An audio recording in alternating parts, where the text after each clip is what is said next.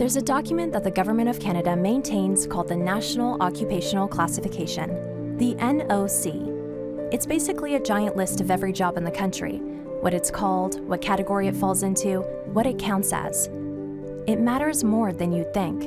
Your NOC code can determine your ability to access protections and benefits, such as pensions, fair tax treatment, or whether you're recognized as a first responder. Now, if you fight fires in a city, you're classified under NOC 42101 for firefighters.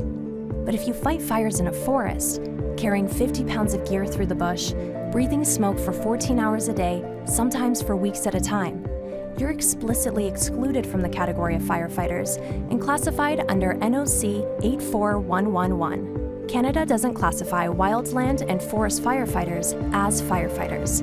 And that one decision, that one line in a government database, has consequences that reach into every part of these workers' lives. So why hasn't it been fixed? Let's talk about what the job actually looks like. 2023 shattered every record in Canada's history. 15 million hectares went up in flames.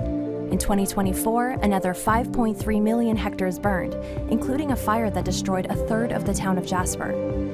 In 2025, the country's second worst season on record, nearly 9 million hectares went up in flames, more than double the 10-year average. The people fighting those fires carry water, hoses, chainsaws, and fuel into remote backcountry. They're flown in by helicopter. They camp for days. They work 14 to 16-hour shifts in heat that can melt the soles of their boots. And the smoke they breathe, it's a toxic cocktail. Hundreds of chemicals. Formaldehyde and benzene, both carcinogens, and carbon monoxide, which can be lethal. According to research published by Stanford University, repeated exposure can shorten a wildland and forest firefighter's life expectancy by about a decade. When smoke drifts over a city, residents are told to stay indoors. When it gets bad enough, entire communities get evacuated. These are the workers who walk directly into it, often with nothing over their mouths but a bandana.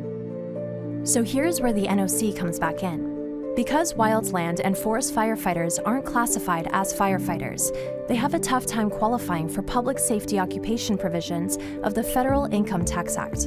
That sounds technical, but what it means is very concrete. Municipal firefighters, for example, are recognized as public safety workers. That means they can count more of their earnings toward their pension. They can retire earlier with a full pension because the government acknowledges this job breaks your body. Many wildland and forest firefighters don't get that. Same smoke, same danger, different line in a spreadsheet. And it's not just pensions. The classification shapes how these workers are seen by governments, by employers, and by the public. When you're not labeled as a public safety officer, it's harder to argue you deserve the same protections and the same investment in your safety that every other firefighter gets. The ask is simple. Remove forest firefighter from the exclusions under the firefighter code. Recognize them as what they are, firefighters. Here's what proper classification would actually change.